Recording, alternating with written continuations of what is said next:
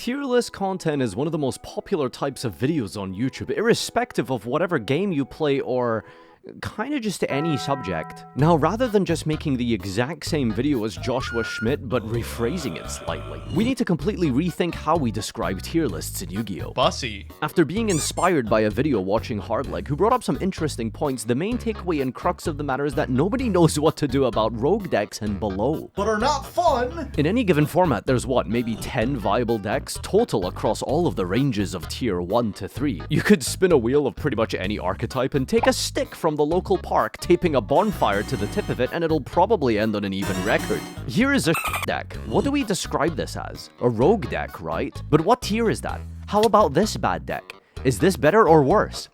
Yes, it's better. Very funny to all of you KEKWing in some reaction Twitch stream. With a game that has no rotation, that means we have at any one particular point no less than 147 available archetypes in Yu-Gi-Oh! That's if you include archetypes to include any group of cards that even vaguely reference another with a similar name like the Jar archetype. And that doesn't even include the pile decks. And by the way, I completely made that number up. However, it's probably quite close though, and somewhere in that region. The point I'm making here is that about 95% of the card pool is useless. But how rogue is rogue? How bad or good can a rogue deck be? Altergeist is rogue, but are you really gonna dump them in the same trash can as Severus? I bet you've never even heard of that. That's right, because in the last card standing tournament series I'm running, it's currently week 18 and Fork Summon Knife is still not topping. And Altergeist got banned in like week 4. So where do we go from here, Mr. Streamer Farfa man? Are you just going to sit here and complain about the existence of children's cards but not do anything about it?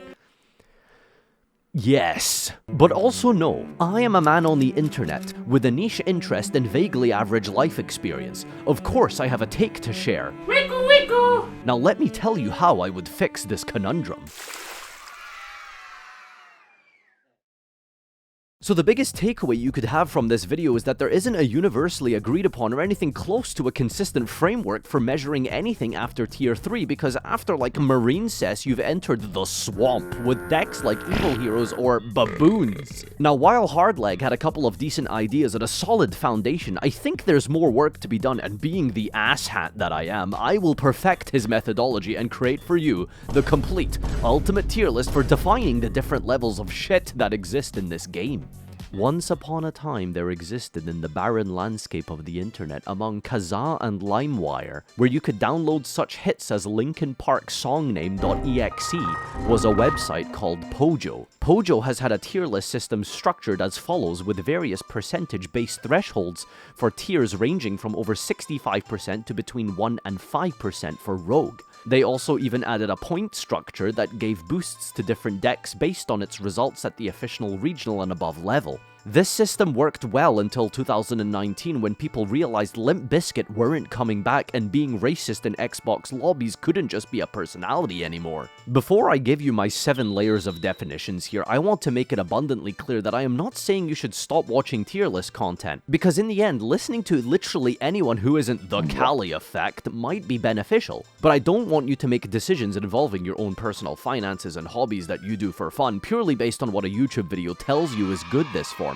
It does depend on what your goals are, obviously, for this game, but in general, try not to take these things as biblical. Except for my tier list, because this is going to be the new objective standard going forward that I've decided. The first tier is tier 0. Now, I think Yu-Gi-Oh! Might be one of the few communities I've noticed using a numbering system. Every other game uses SAB, etc., which, by the way, has its origins in Japanese RPGs, which you would think Yu-Gi-Oh! Would adhere to. That was an irrelevant tangent. Let's continue. So for tier 0, this won't need too much of an in-depth explanation, but for the sake of consistency, I will outline and define everything here like you are 5 years old, which statistically you probably are. Subscribe for more and hit that notification bell so you can be directly alerted to know when I have an opinion. Tier 0 is the tier in Yu-Gi-Oh! For which there is only this deck that is viable. There are no other decks in the format that can consistently take games off of these decks, and even if they open absolutely ridiculous, barring like a floodgate, they still probably lose. Some examples historically of these have been Spiral or Zoo Zodiac, and famously perhaps one of the only times that's ever happened other than like Teledad, Zoo did take 32 out of 32 top cut spots at YCS Pittsburgh 2017. Spiral was pretty close as well, and that was definitely tier 0 for a bit, and Sprite did something similar near its release over in the OCG. Alright, are you still with me? Let's start clearly outlining the easy ones.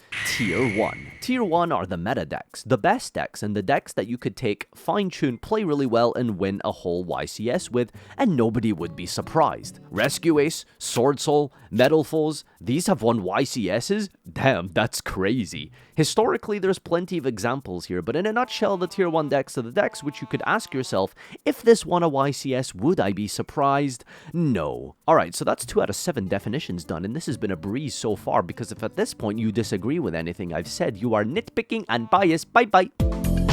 Tier 2 is what I would define as the kind of meta, the fine decks. Could it win a YCS? Sure. Would I be shocked? Not exactly. They're okay decks on the periphery of the best. Let's take a look at some of these examples. In 2014, we had the infamous triangle format where Cliffort could beat Shaddoll, which could beat Burning Abyss, which beat Cliffort. These were the tier 1 decks of the time, but a very good example of 2 here would be Satellanite. The deck was solid, consistent, but just not quite at the level of the other big 3. Fluanderies has had a couple of formats now where it would probably be classed as tier 2, and in 2019, from almost the entire year, Endymion would take a singular top cut spot every single event. You see, already even now I can see you typing in the comments section explaining why I'm wrong, which I'm not because it's my video. But the point is that I would like to define off of representation. Usually results-oriented thinking doesn't work, because Magic Cylinder winning you a game once doesn't make it a playable card. Similarly, just because World Chalice won a YCS, it doesn't make it a tier 1 deck.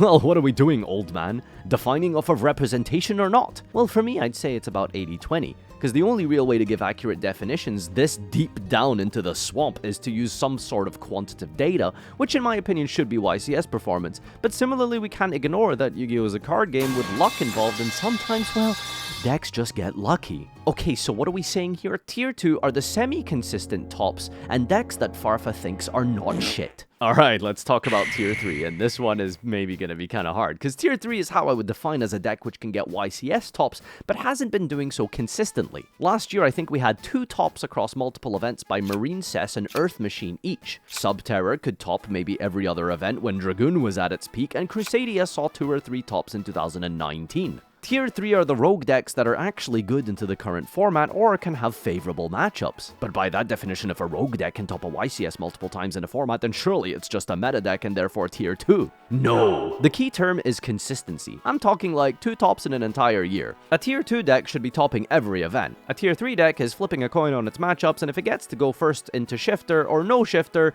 for all of day 2. Now, if you're still watching this video and you don't want to thrust a shovel into my skull, then allow me to be the first to congratulate you on your monk-like self-restraint, because this is where things are gonna get wacky. Tier 4 is how I would describe the almost rogue decks with actual strategies. Decks that have had their time in the sun, have shined at some point in this game's semi-recent lifespan, like at least in maybe the last 2 years, and I understand hand control was meta 15 years ago, but that doesn't mean drastic drop-off control is going to win nationals this year. Unless these are the decks with win conditions, game plans, some kind of an actual mind as to what the fuck to do in a game, unlike Umbral Horror. The gap between tier 3 and 4 could really just be the format. If the best deck is Kashtira, then perhaps Metaphys could be good, but certainly not zombies. Your deck list could be the same deck list in January as it is in July as it is in December, and you could flip-flop between tier 3 and 4 depending on what the gameplay loop of the current meta is. Does your rogue deck love when your opponent needs their graveyard? Perhaps Infernoids are a good call. It happened in 2019 by the very man editing this video.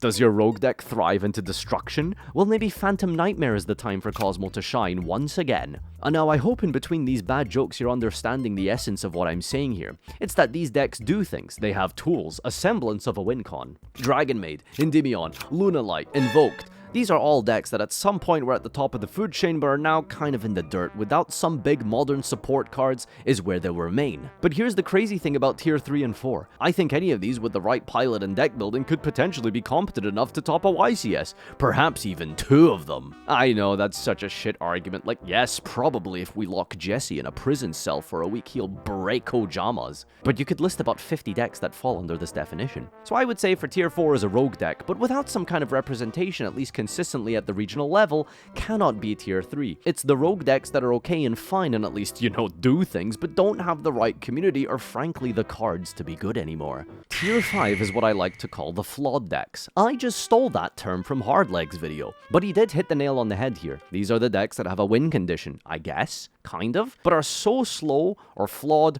or counterintuitive to their own strategy, they don't really make any sense. This is where I would put Red Eyes, for example. Oh no.